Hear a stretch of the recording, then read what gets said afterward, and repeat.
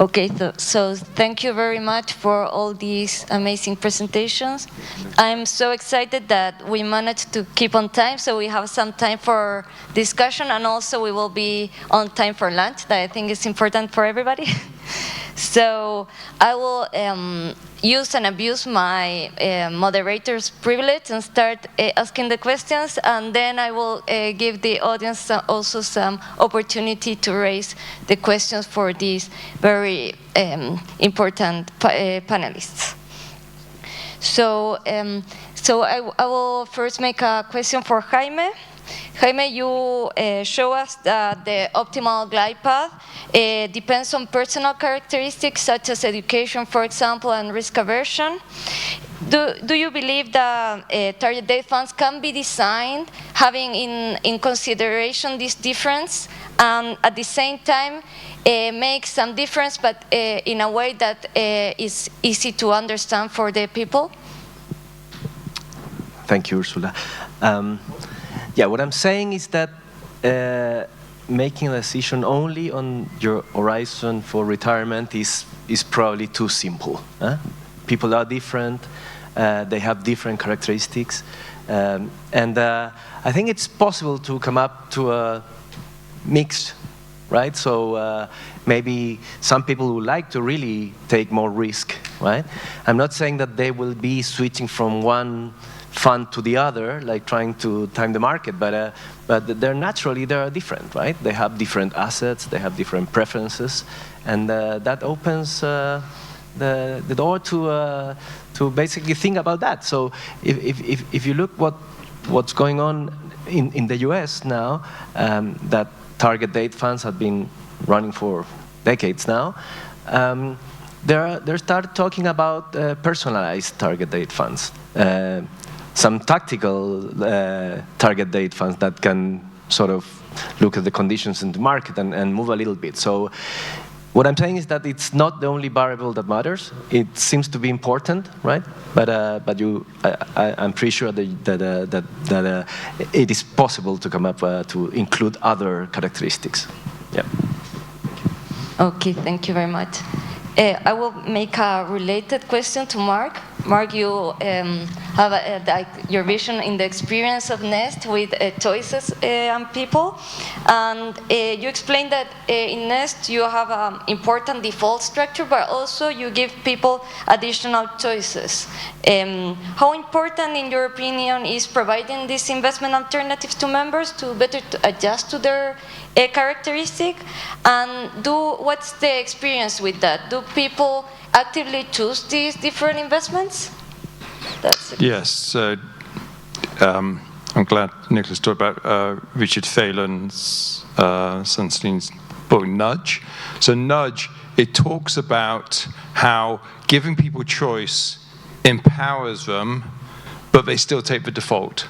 So basically, if you give people no choice, they're more likely to stop saving because they don't trust what you're forcing them into.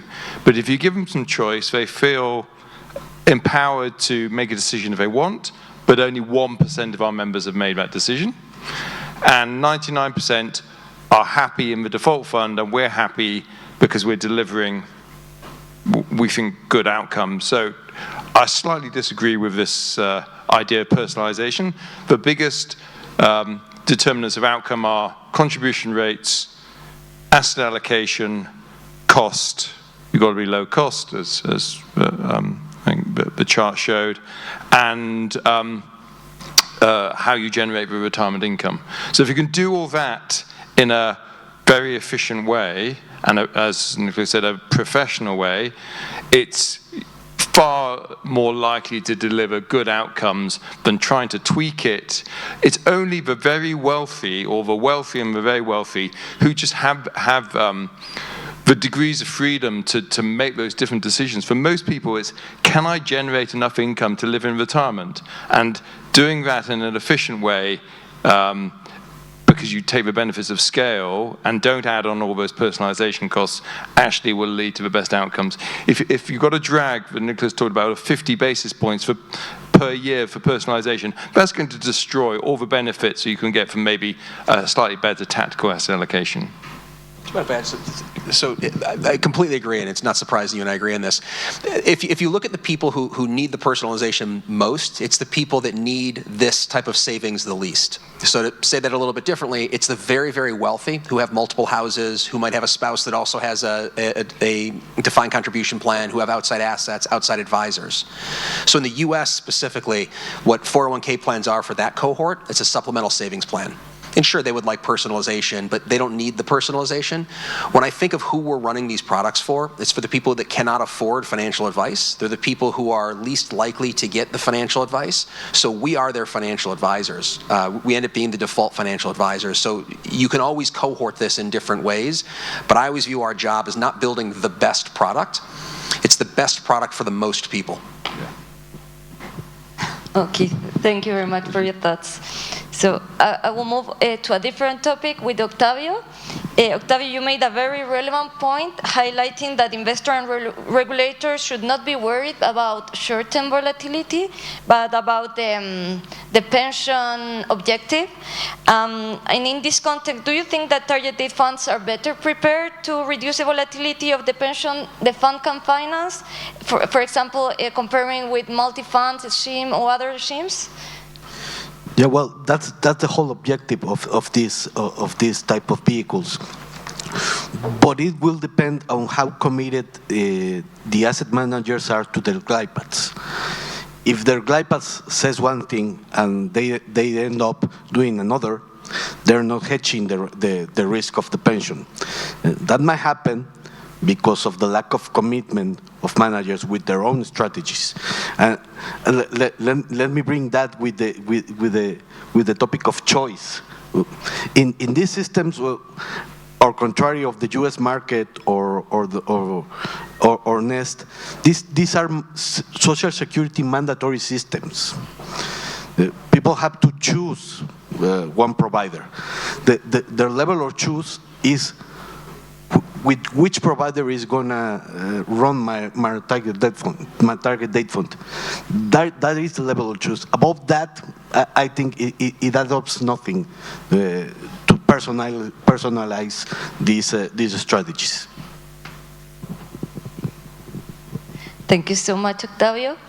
And I also have a related question for Nick. In your presentation, you highlighted an important aspect when choosing an investment strategy for pension saving is the expense ratio, the cost of it.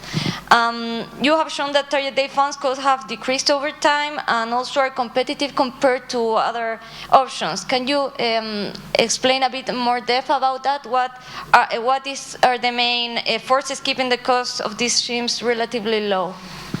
I would say the biggest force is competition. So when if I think specifically, there's 4 or 5 index target date fund providers in the US, and we're at the point now where we've become so efficient we have to compete on fees. So we have been able to deliver very high levels of performance, but performance is becoming closer and closer in line because the glide paths will naturally become closer and closer in line. Therefore, all you can do is focus on fees. So it's been a huge benefit to the individual investor who in the 90s was probably paying 2 percentage points for mutual funds in the US, where now they're paying single-digit basis points for target date funds with significantly better outcomes. What's made the portfolio outcomes better, there's a huge industry in the US at about $3 trillion, so lots of research. We went through a number of the pieces of research, so this is a very well-researched place. So for a consumer in the US, there are arguments, and this isn't necessarily our argument, but there were arguments they're better off today than they were in previous structures with defined benefit, because the majority of Americans never had access to defined benefit. Nice. Thank you very much. I will give now room for some questions from the audience. Please raise your hand and somebody will pass on a microphone. Gracias. Una pregunta general. I have a general question about provisional or pension fund education. We were talking about different metrics about the replacement rate or or the pension units on the investor return, for instance. But I'm wondering what's the information that can be published for the members? Because in the Chilean system, they publish the return rates in the medium term and the short term and the volatility measures. But what's the information that would be valuable for the members, do you think, and with what frequency? Because I'm sure there's monthly information, but based on the metrics that you're showing, maybe it doesn't make too much sense. Me voy a permitir contestar. I was it to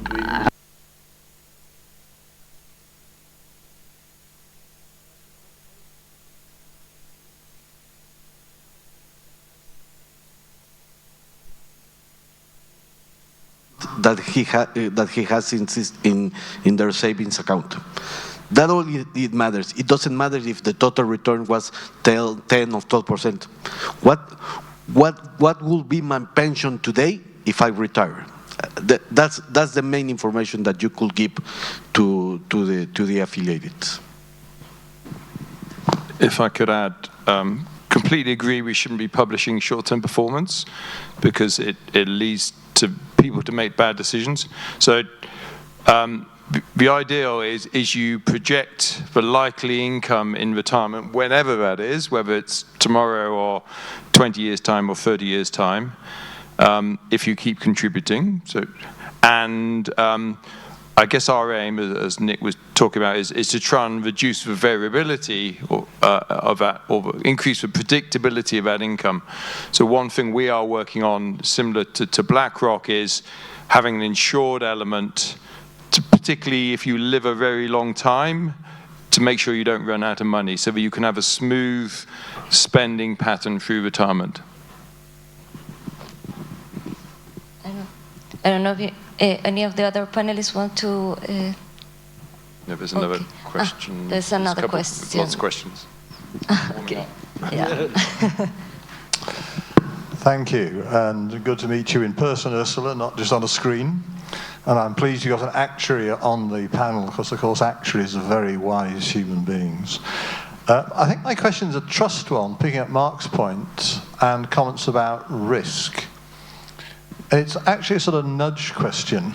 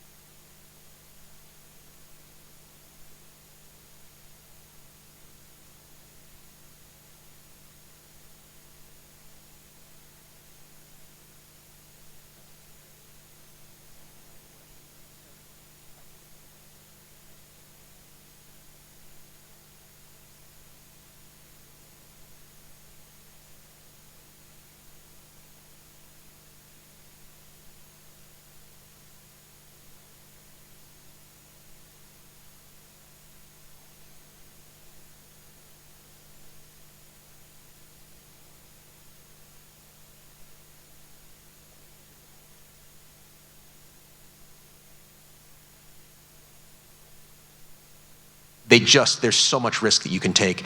It's the older investors that we really have to worry about. And I'll give you a statistic in the US. Something like 2/3 of Americans think they're going to work past 65, but 80% of Americans are retired by the time they're 65. The biggest reason is layoffs, their health has deteriorated, or their spouse's health has deteriorated. So there's a huge amount of behavioral risk around that pre-retirement era.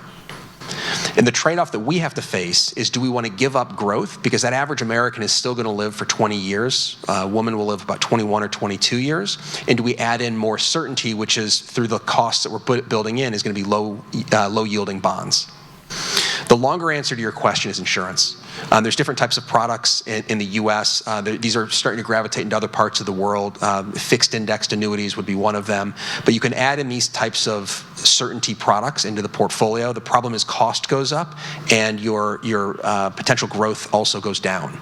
So there's always a balance and there's always a trade-off. But the area that I worry about the most is that 55-year-old to about 65-year-old. That's where risk becomes, the type of risk you're talking about, that drawdown risk, that pain risk really becomes most severe. So a call option on a deferred annuity? We're building that now in the US. The call option and the deferred annuities are going to trade, if it's a liquid deferred annuity, it trades like a long duration bond fund. So whether we look at what happened in the UK 2 years ago, really for the rest of the developed markets in the last couple of years, you're increasing asset volatility and accumulation to reduce income volatility and decumulation with a deferred annuity. There's different types of products that we could have, but we can go down this path later. But that's the type of product that we would have to see into a portfolio. But that's the area that I really worry about, is that near retiree, because they just cannot withstand the loss. And if that near retiree sees a loss of $50,000 or $100,000, they're going to sell, and they're not buying back in at the bottom.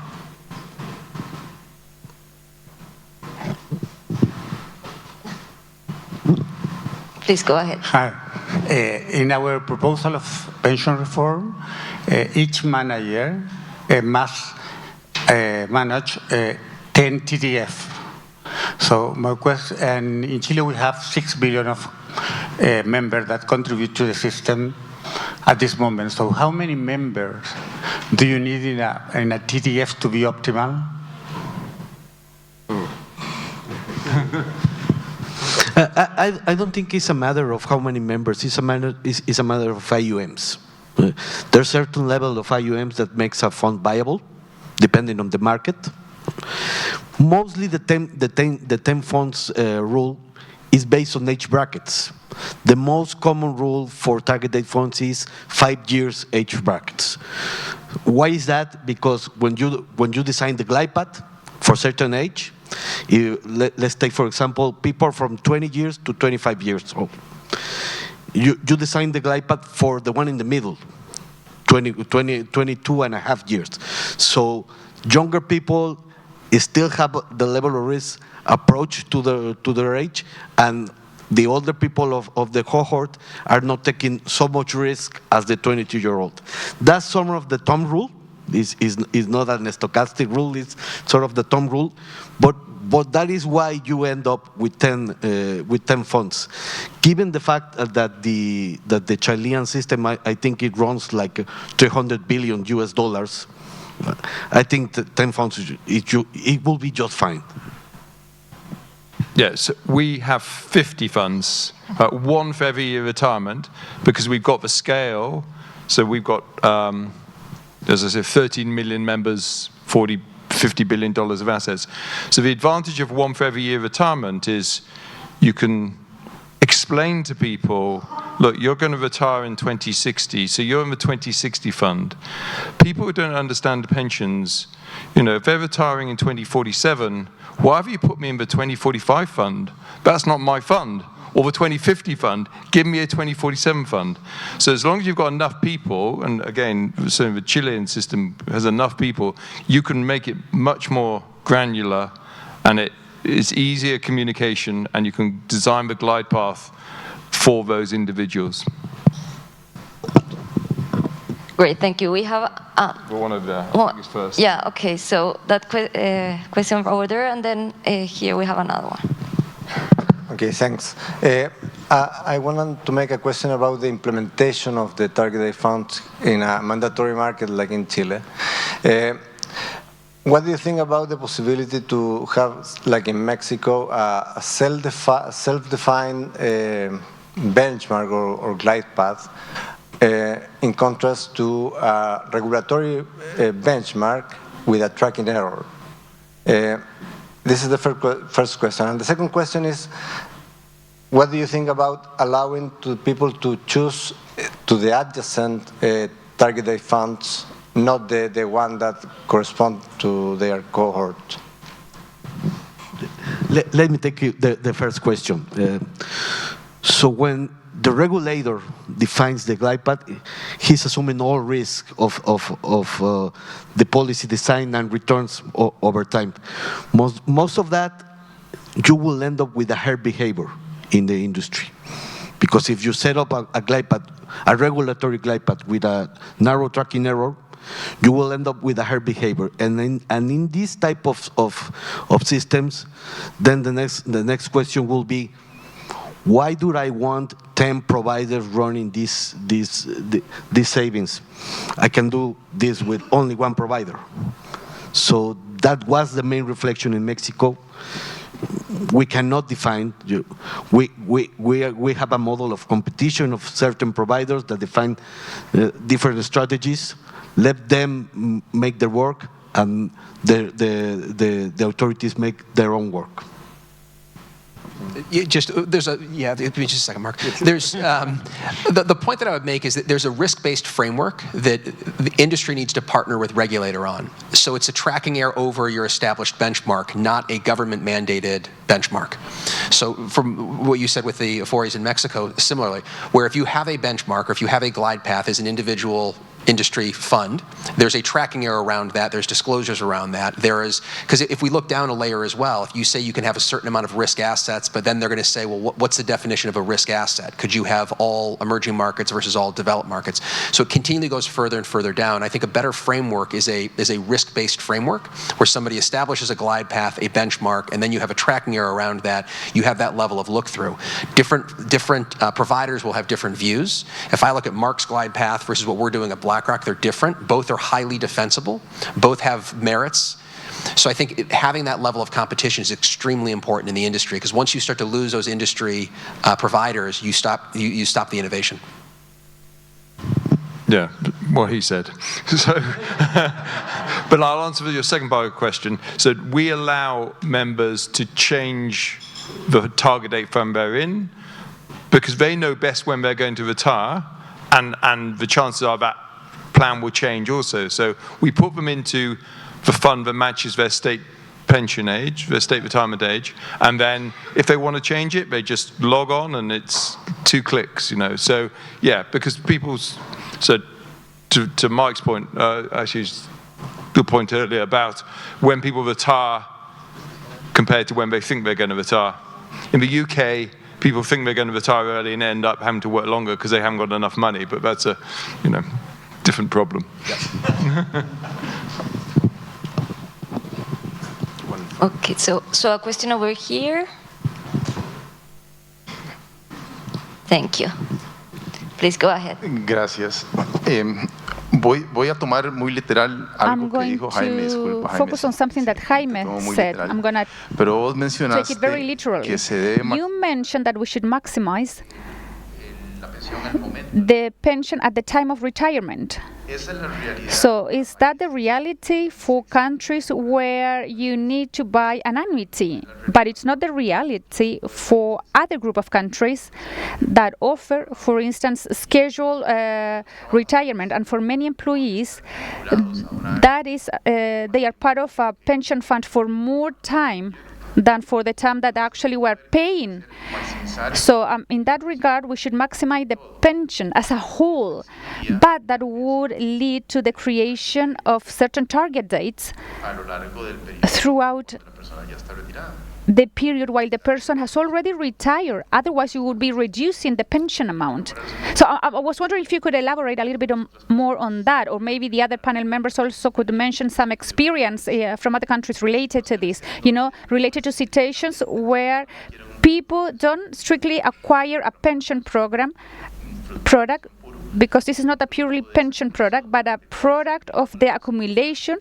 And if we refuse them the possibility of having riskier funds, we are reducing the present value of their pension. What I was trying to say, actually, was that we are living in a risky environment, and that it's not enough with analyzing just a target amount or a pension amount. So I fully agree. And actually, the pension system, whether you're going to continue with an annuity system or a scheduled withdrawal system, that may change your decisions. So I agree with that. So what I was trying to say was, I was just trying to share an example that there are risks, and that those risks, whether you care about those risks or not, there are people that are like risk more than others. That's it. Yes, I understand. Maybe my question wasn't very clear, but I'm wondering how we can adjust the TDF in the case of countries where they are not forced to buy an annuity, for instance, that they can get other type of pension products, so to speak, and they can continue to focus on risk, because sometimes they need to transfer their funds into an insurance company. Okay, I think I understood the question, but I mean, I'm assuming that the age insurance, longevity insurance can be helpful in this case, but it seems to me that if you do not have annuity, and if you continue with the other types of withdrawals, and that this is actually that I think that is reasonable when it comes to the TDFs, that they have an important portion of variable income, even at the time of retirement, because they recognize that there's still other risks and some life ahead of you. Now, if you do not have annuity, I mean, I don't know if I'm thinking your question correctly, but if you do not have annuities, I would suspect that you could continue to consider a longevity insurance, perhaps. That is something that we've been discussing here. I mean, maybe that would be a good product. Now, the deferred annuities, I think, are quite attractive, actually. So throughout the employment life, you can invest also in these future annuities and buy annuity units, you know. I mean, there is sort of like a forward market for annuities. I don't think this is related to the investment vehicle, but the glide path design. So if I'm going to give an amount of money at the end or after the 65 years of age, so then I'm going to design a glide path that can optimize the amount that I'm going to be delivering at that time. So if I buy an annuity, I'm going to design a glide path that can hedge the cost of that. And if I'm going to continue to invest during my retirement life, then it would be a target date through fund. I mean, there are a lot of products like that in the States that consider that you can you are going to behave as a bond after retirement age. So, I mean, it's a matter of the design of the investment strategy. Now, of course, you cannot have the three possibilities in just one product. You need to separate them, and then you need to make a decision as a member in the countries, of course, where you have the possibility of doing that.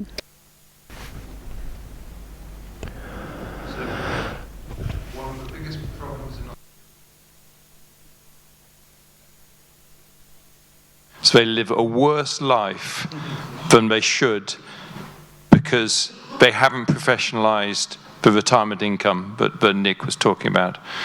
So we've designed a retirement product which has a growth portfolio to keep investing through retirement, cash to take your income, and longevity protection. So it's for three portfolios. So you've got three different objectives.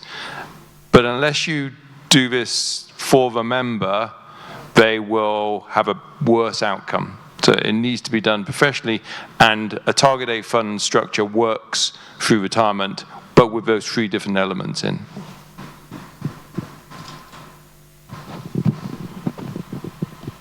I think we have another question over here. I don't see any more high horizons.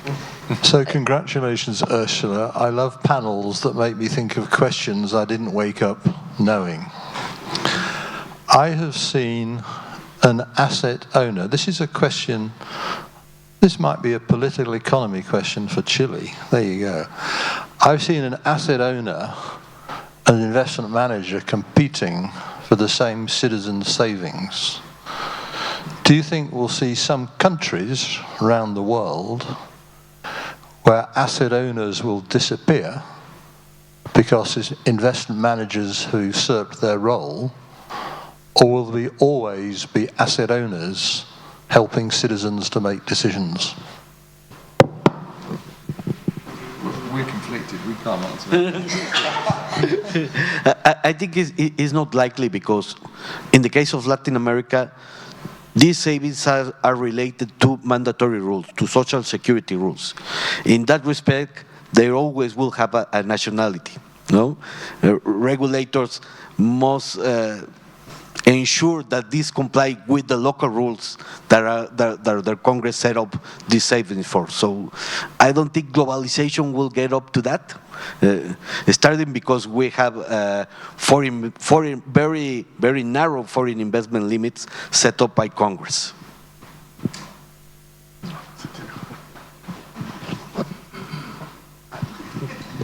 So I'm trying to think through the markets that we're in. I'm trying to think through this. I think the answer is no. And if I kind of go down even what's going on in the U.S. and different parts of the U.S. market, you're actually moving more towards the individual owning the asset in self-indexing. So even though BlackRock is delivering the infrastructure, the technology, the securities are still owned by the individual. So as you start to, so the answer to your question is no, I don't think you would see asset owners go away in the institutions. Then they make a bad decision. Yeah. Asset owners, certainly, a lot of them are not for profit, right? Or profit for members. Asset managers are for profit for shareholders. So we should have a cost advantage as asset owners over most asset managers. Now, BlackRock, Vanguard have got the scale to deliver very passive but very low cost structures. As soon as you want to start getting alternatives in, etc., I think we're in an advantageous position. I don't know if we have any more questions. Question over there. I know who is in charge of microphone. Mike's got the mic. Mike, please. Your help. Thank you. Como dijo Octavio, en nuestros países de Latinoamérica, As Octavio said, I start again. Como dijo Octavio, en nuestros países de Latinoamérica, todo el tema de la seguridad social está muy regulado. Quería preguntarle tanto a Mike como a Nick, ¿cómo es en sus países? Porque todo esto de los TDFs y 50 fondos y miles de fondos sería bastante complejo, por lo menos en mi país, para supervisar. También coincido con lo que planteó, no me acuerdo quién fue recién, el tema de escala. Mi país en particular es muy pequeño, entonces ir a un esquema de varios TDFs pienso que faltaría escala justamente. Entonces quería preguntarles eso. ¿A qué supervisión están sujetos tanto Nest como BlackRock en sus respectivos países, en tanto administradores de fondos de pensión en el fondo, ¿no? Pension fund administrators, basically. Should I start? I mean, I'll just hand over to Nick. So in the UK, when we had auto-enrollment, anyone was allowed to set up what we call a master trust. So it's a multi-employer defined contribution scheme. What has happened is scale has advantages. So there are 3 providers, including Nest, that have 70% market share. And then you've had consolidation of the smaller ones because they can't make any money, right? They're losing money. And the regulator is pushing small schemes to merge. You have to justify why you're running a scheme, even if you're corporate DC pension, if you're too small, because you can't get the benefits of scale.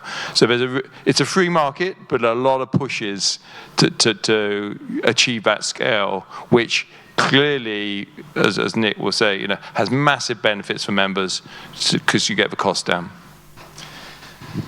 The U.S., in terms of the regulation, it's a wonderful market because while you have target date funds, there's also competitors to target date funds, and these are some of the more personalized solutions. Right now, they're too expensive.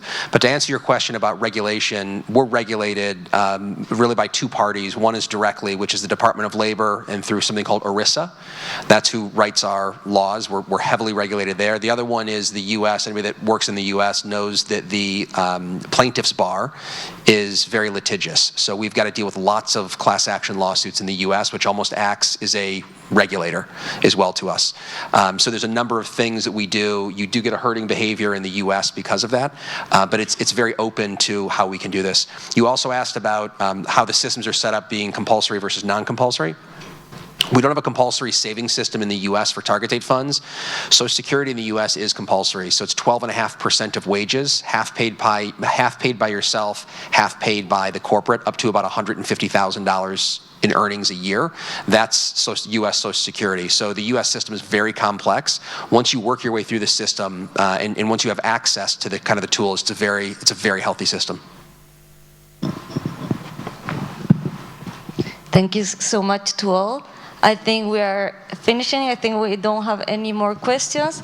I really want to say thanks to all of you from the amazing presentation discussing. I think everyone will agree with me that we have an amazing discussion. Please, a round of applause for our amazing panelists.